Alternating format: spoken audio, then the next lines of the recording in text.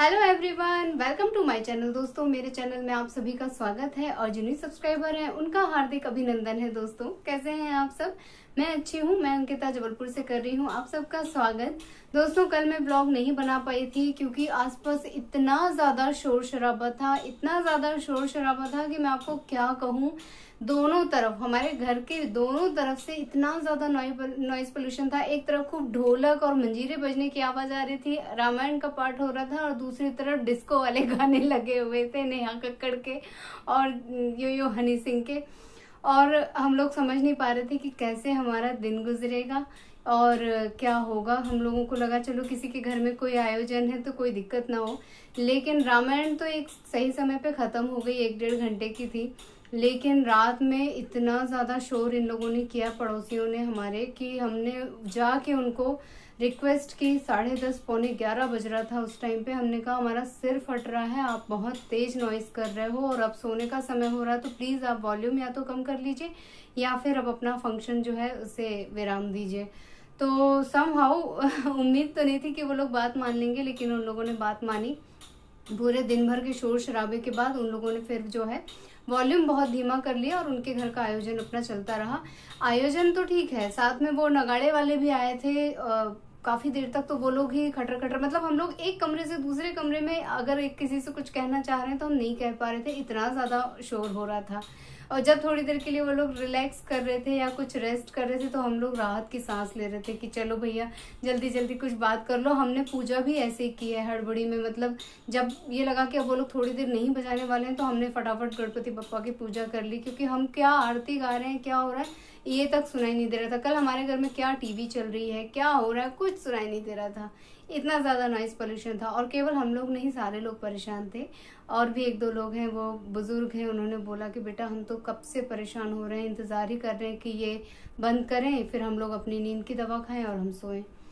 तो हो जाती है ऐसी प्रॉब्लम कई बार। लोग थोड़ा सा अगर एडजस्ट कर लेते हैं तो अच्छा रहता है। तो हम लोगों ने कल जो है इसके चाचू गए, उन्होंने रिक्वेस्ट की कि अब आप प्लीज अपना उसका वॉल्यूम कम कर दीजिए, प्रॉब्लम हो रही है मम्मी को। तो उन लोगों ने जो है कर लिया। और बस इसी चक्कर में मैंने कल कैमरा उठाया ही नहीं, क्योंकि मैं क्या आप लोगों से बोलती, क्या होता कुछ समझ नहीं आता। तो मैंने सोचा चलो एक दिन रेस्ट कर देते हैं। और बप्पा कई जगह तो विसर्जित हो गए हैं, 5 डेज के लिए लोगों ने रखा था। हम लोग पूरे जो है 10 डेज के लिए रखते हैं। और इस बार भी एक तिथि की हानि हो गई है, षष्ठी सप्तमी एक ही दिन पड़ गई थी, तो इस बार 9 दिन के बप्पा हैं। 9 तारीख को उनका हमें विसर्जन करना है। तो अब यही है कि लिस्ट में मैं क्या क्या क्या और मुझे करना रह गया है ना। कभी कभी मैं सोते सोते या कुछ कर रही होती हूँ, मुझे अचानक से लगता है अरे इस बार ये तो चढ़ाया ही नहीं बप्पा को, ये तो किया ही नहीं। तो सारी चीजें ना वहीं की वहीं थम जाती हैं। तो मैंने कल जो है मोदक बनाए थे उनके आटे के, और उसमें ही मैंने गुड़ और सारे सूखे मेवे सारे ऐड कर दिए थे। तो वो कल हम लोगों ने भोग लगाया, लेकिन मैंने रेसिपी वगैरह कुछ शूट नहीं की थी क्योंकि मुझे उम्मीद नहीं थी कि मैं व्लॉग बना पाऊंगी कि नहीं बना पाऊंगी, इस वजह से कुछ शूट नहीं किया था। और बाकी हमारा सुबह का तो जो कार्यक्रम है ही कि बप्पा आलू के पराठे खा रहे हैं रोज, और मैं उनको फिर दोपहर के टाइम में मीठा दलिया भोग लगाती हूँ। मतलब मेरा जो नाश्ते का टाइम होता है 10 o'clock, उस टाइम पे मैं उनको मीठा दलिया भोग लगा देती हूँ।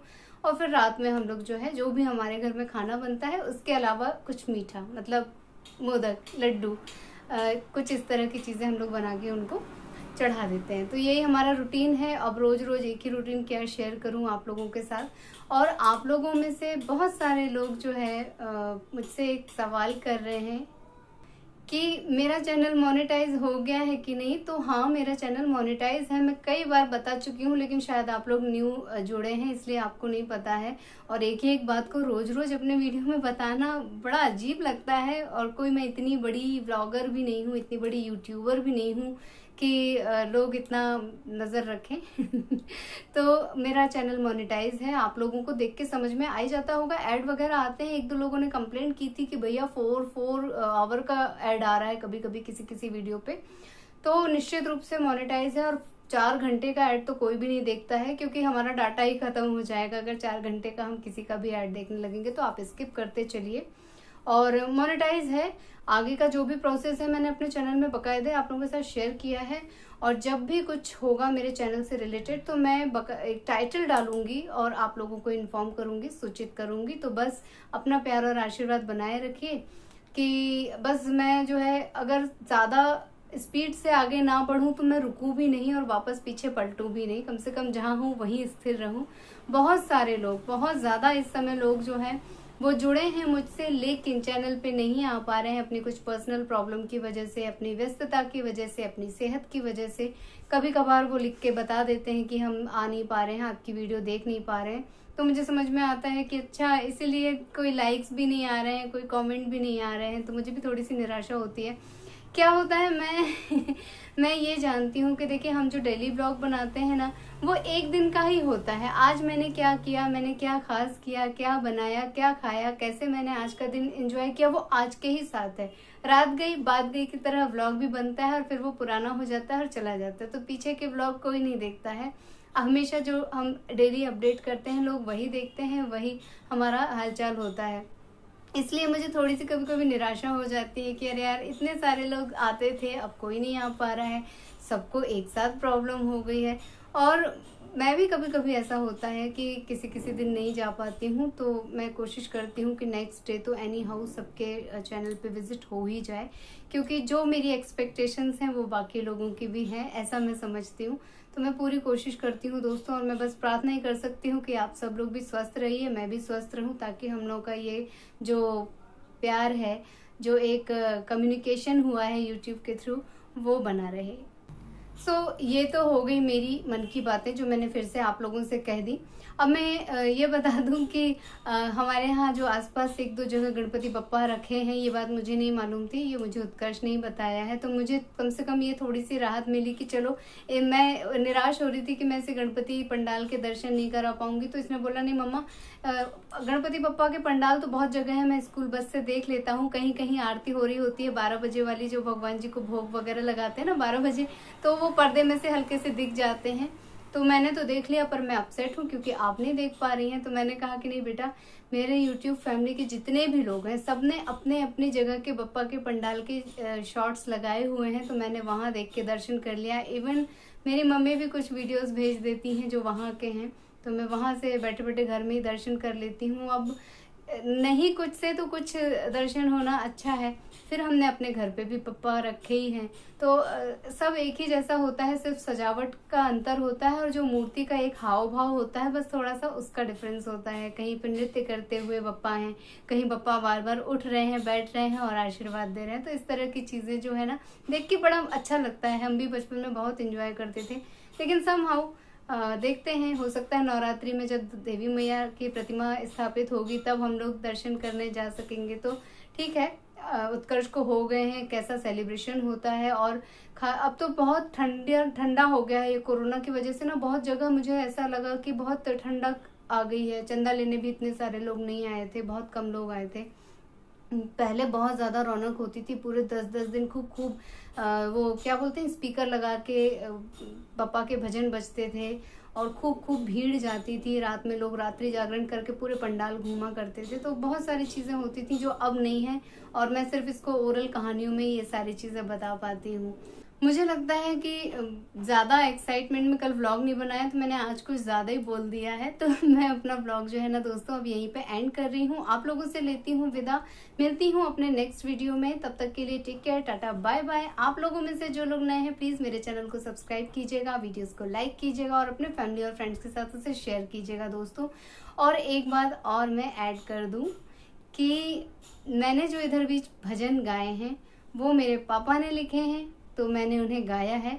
और बीच में मैंने एक बहुत ही क्लासिकल सा एक भजन डाला था, क्लासिकल वॉइस है वो मैंने नहीं गाया है, वो तानपुरे में था। वो एक दीदी हैं, उन्होंने गाया है और मैं इंस्टाग्राम पे उनको फॉलो करती हूँ, उनसे बहुत कुछ सीखने को मिलता है। और बहुत सधी हुई वो वॉइस है, इतनी कि उसे सुनती हूँ तो मेरे रोंगटे खड़े हो जाते हैं और थोड़ी सी गाने की सीखने की ललक मेरी जागती है। तो उनका वो मुझे बहुत अच्छा लगा गाने का तरीका, तो मैंने अपने चैनल पे उसे शेयर कर दिया। और बहुत सारे लोगों ने तो समझ लिया कि वो मेरी वॉइस नहीं है, क्योंकि रेगुलर जो लोग मेरी आवाज़ सुनते हैं वो समझ जाते हैं। जो कभी कभार सुनते हैं उनको आश्चर्य हुआ, कह रहे आप इतना अच्छा गाती हैं। तो मैं इतना अच्छा नहीं गाती हूँ, लेकिन मैं गा सकती हूँ अगर मैं भी उनकी तरह रियाज करूँ। लेकिन मैं रियाज नहीं कर पाती हूँ, आप सुन ही रहे हैं ये ठक ठक, ये कहीं भी रियाज की जगह पे ना ये शोर शराबा नहीं होना चाहिए, एकांत होना चाहिए और बहुत अच्छा वातावरण होना चाहिए। इसलिए लोग भोर में एकदम 4 बजे उठ के 3, साढ़े 3, 4 बजे रियाज करते हैं। उस समय वॉइस भी खुली होती है और शांत वातावरण रहता है, प्रकृति भी हमारे साथ रहती है।